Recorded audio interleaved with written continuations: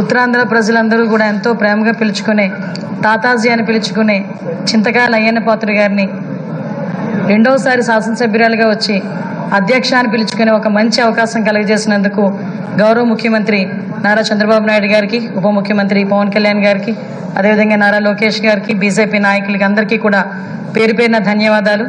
అదేవిధంగా ఈ శాసనసభలోకి నన్ను గౌరవంగా పంపించిన నా పాయకరావుపేట నియోజకవర్గ ప్రజలందరికీ కూడా ధన్యవాదాలు, నమస్కారాలు తెలియజేసుకుంటున్నా.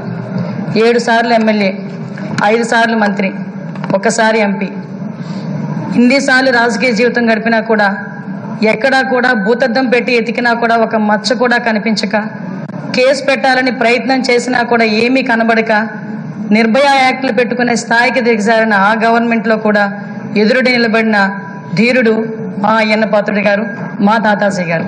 అటువంటి వ్యక్తిని ఈరోజు స్పీకర్ స్థానంలో కూర్చొని ఈరోజు ఎంతోమంది ఎమ్మెల్యేలకి మార్గదర్శకంగా కూర్చోబెట్టినందుకు నిజంగా అందరికీ కూడా, ఇక్కడ ఉన్న వాళ్ళందరికీ కూడా పేరు పేరున నేను ధన్యవాదాలు, నమస్కారాలు తెలియజేసుకోవాలి. ఎందుకంటే అయ్యన్న పాత్రుడు గారు నా పక్క నియోజకవర్గం.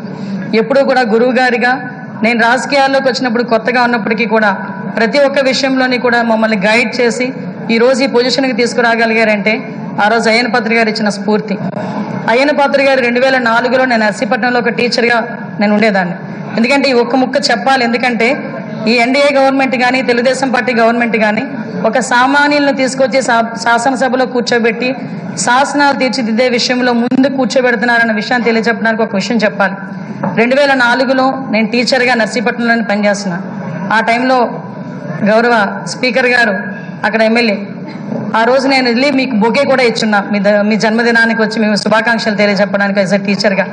మళ్ళీ ఈరోజు ఇక్కడ కూర్చొని ఒక శాసనసభలో ఒక మంత్రిగా, ఒక స్పీకర్గా మీకు ధన్యవాదాలు తెలియజేసుకునే ఒక మంచి అవకాశం ఇచ్చినందుకు తెలుగుదేశం పార్టీ అధినేతగా చంద్రబాబు నాయుడు గారికి అందరి తరపున నేను ధన్యవాదాలు, నమస్కారాలు తెలియజేసుకోవాలి.